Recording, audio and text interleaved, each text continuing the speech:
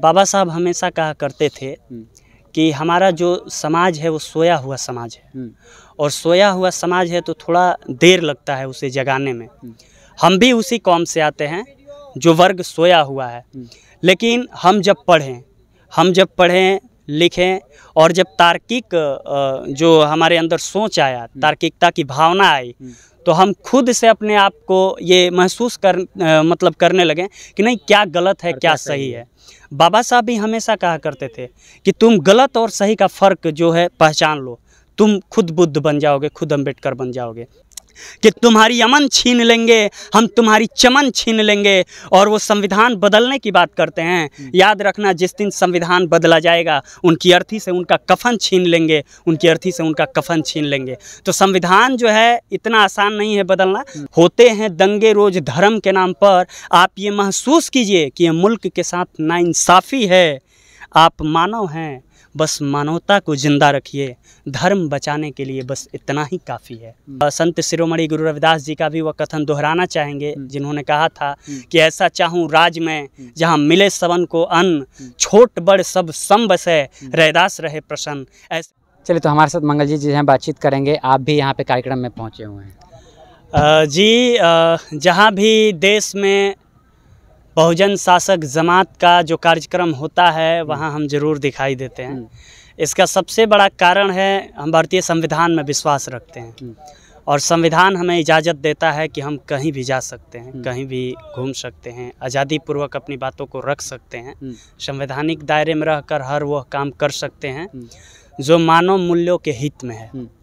इस कार्यक्रम में पहुँचने का सबसे बड़ा कारण ये है कि जिस भारत को पूरी दुनिया में तथागत बुद्ध के नाम से जानते हैं, आप देख सकते हैं कि इस देश के जो हमारे वज़ीर आज़म हैं, हमारे माननीय प्रधानमंत्री जी हैं, वो भी जब किसी अन्य देश में जाते हैं तो वो बोलते हैं कि हम युद्ध के देश से नहीं, हम बुद्ध के देश से आए हैं।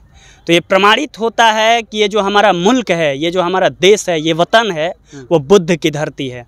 तो उस बुद्ध की विरासत को जो भी जिंदा कर रहे हैं, या जितने भी लोग बुद्ध की विरासत को बढ़ाने के लिए अपने जीवन को अग्रणी पंक्ति में रखकर बहुजन समाज में जन्मे जितने भी हमारे महापुरुष हुए, उन सभी बहुजन विचारधाराओं को आगे बढ़ाने के लिए जितने भी लोग संघर्ष कर रहे हैं, उनका साथ देना हमारी रिस्पॉन्सिबिलिटी बनती है। इसलिए हम ऐसे कार्यक्रम में आते हैं। एक तरफ जो है ऐसा कहा जा रहा है कि बुराई को अंत किया गया, अच्छाई की जीत हुई, ऐसा राम और रावण का जो है ये बताया जाता है। और एक तरफ आप जो है बौद्ध धर्म दीक्षा समारोह यहाँ पे मना रहे हैं। देखिए, जो कहानी है, कुछ ऐसी कहानियाँ हैं जो काल्पनिक है, जिसमें हम विश्वास नहीं रखते हैं। अच्छा। लेकिन सच्चाई ये है कि ये मुल्क में तथागत बुद्ध का ये जो मुल्क है हमारा, ये जो वतन है, देश है, इसमें तथागत बुद्ध की सम्राट अशोक का जब आप इतिहास पढ़िएगा, उन्होंने 84,000 तथागत बुद्ध की मूर्तियाँ पूरे वर्ल्ड में, पूरे देश में उन्होंने बैठवाने का काम किया, लगवाने का काम किया, स्थापित करवाने का काम किया था। लेकिन आज जिस तरह से उनके विचारों को कुचला गया, जिस तरह से उनके जो विरासत है उनको ज़मींदोज किया गया, तो उस विचारधारा को पुनः जिंदा करने के लिए, उस विरासत को पुनः जिंदा करने के लिए, उसे लौटाने के लिए हम लोग कार्यरत हैं, हम लोग संघर्षरत हैं। और हमारा एक ही सपना है कि इस देश में घर घर बुद्ध हो, हर घर बुद्ध हो। क्योंकि बुद्ध का मतलब बुद्धि से है, और बुद्धि का तात्पर्य है विज्ञान से जुड़ा हुआ है। और विज्ञान किसी भी तथ्य को, किसी भी बात को इसलिए नहीं मानता है कि वो सदियों से कहा गया है। वो किसी भी बात को इसलिए नहीं मानता है कि वो मोटे मोटे ग्रंथ में लिखा गया है। वो किसी भी बात को इसलिए नहीं मानता है कि उसके समाज के लोग कहते हैं। वो किसी भी बात को इसलिए नहीं मानता है कि मतलब पहले से वो बातें कही चली आ रही है। वो इसलिए मानते हैं क्योंकि जो बुद्ध की बात है, जो तथागत गौतम बुद्ध ने जो उपदेश दिया है, वो जो बात है, वो जो उपदेश है, वो तार्किकता से भरी हुई है। उस तार्किकता के बदौलत आप देख सकते हैं कि चाइना कितना आगे है। उसी बुद्ध को मानने वाला जापान है। देखिए आज वो कितना आगे है। थाईलैंड है, कोरिया है। देश में लगभग 250 प्लस देश हैं। उसमें देखिए कि 150 प्लस जो देश हैं वो तथागत बुद्ध को मानते हैं, बाबा साहब अम्बेडकर को मानते हैं। तो उस पुनः तथागत बुद्ध के विचारों को जिंदा करने के लिए इस तरह के भव्य आयोजन आज भी बहुजन समाज जो है बाबा साहब से वंचित है, गौतम बुद्ध से वंचित है, तो उनको कैसे समझाइएगा आप लोग? देखिए, बाबा साहब हमेशा कहा करते थे कि हमारा जो समाज है वो सोया हुआ समाज है, और सोया हुआ समाज है तो थोड़ा देर लगता है उसे जगाने में। हम भी उसी कौम से आते हैं जो वर्ग सोया हुआ है, लेकिन हम जब पढ़ें लिखें और जब तार्किक जो हमारे अंदर सोच आया, तार्किकता की भावना आई, तो हम खुद से अपने आप को ये महसूस करने लगे कि नहीं, क्या गलत है क्या सही है। बाबा साहब भी हमेशा कहा करते थे कि तुम गलत और सही का फ़र्क जो है पहचान लो, तुम खुद बुद्ध बन जाओगे, खुद अम्बेडकर बन जाओगे। तो बाबा साहब का एक ही सपना था कि इस देश के जितने भी लोग हैं, इस देश में भारतीय संविधान पूर्ण रूप से लागू हो, और भारतीय जो संविधान है वो सभी को जीने की आज़ादी देता है। आप इसी संविधान पे खतरा मर रहा था कुछ समय पहले। देखिए, इसी संविधान को बचाने के लिए आप देख सकते हैं कि बहुत सारे लोग आंदोलन किए, बहुत सारे लोग आहुतियाँ दिए, बहुत सारे लोग संघर्ष करके अपने बलिदान तक हो गए हैं। और आज देख सकते हैं कि आज जो देश में परिस्थिति पनपी हुई है, कहीं धर्म के नाम पे दंगे हो रहे हैं, कहीं जाति के नाम पे दंगे हो रहे हैं, कहीं क्षेत्र के नाम पे दंगे हो रहे हैं, तो कहीं रंग कपड़े अच्छे पहनने के नाम पे दंगे हो रहे हैं। तो इन तमाम धर्म, नस्ल और जाति भेद के जो दंगा हो रहा है, ऐसे ना हो, और उन धर्म की राजनीति करने वालों को हम यही नसीहत देना चाहेंगे।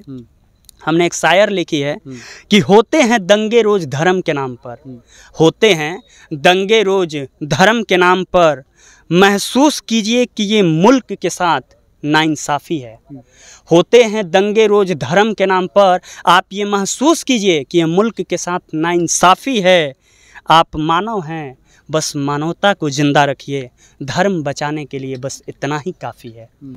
हम मानव हैं और मानवता ही हमारी सबसे बड़ी उपलब्धि है। अगर मानवता को हम जिंदा रखते हैं तो भूखे को भोजन कराएंगे, प्यासे को पानी पिलाएंगे, यही तथागत गौतम बुद्ध सिखा कर कह गए। और एक बात जो है, हम संत शिरोमणि गुरु रविदास जी का भी वह कथन दोहराना चाहेंगे, जिन्होंने कहा था कि ऐसा चाहूँ राज में जहाँ मिले सबन को अन्न, छोट बड़ सब सम बसे, रैदास रहे प्रसन्न। ऐसे मुल्क को स्थापित करने के लिए, ऐसे वतन को बनाने के लिए, ऐसे देश में समानता का भाव लाने के लिए हम लोग संघर्ष कर रहे हैं, और इस देश में जितने भी लोग हैं वो सम्मान पूर्वक जीवन जी सके, इसीलिए इस तरह का कार्यक्रम।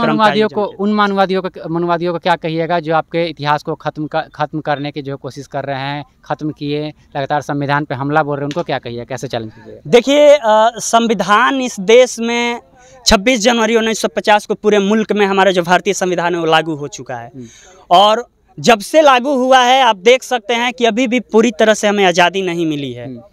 लेकिन जो भी लोग संविधान बदलने की बात करते हैं, संविधान को ख़त्म करने की बात करते हैं, संविधान जैसे पवित्र दस्तावेज की वजूद को मिटा देना चाहते हैं, उन संविधान विरोधियों से हम बस इतना ही कहना चाहेंगे कि तुम्हारी अमन छीन लेंगे, हम तुम्हारी चमन छीन लेंगे। और वो संविधान बदलने की बात करते हैं, याद रखना जिस दिन संविधान बदला जाएगा उनकी अर्थी से उनका कफन छीन लेंगे, उनकी अर्थी से उनका कफन छीन लेंगे।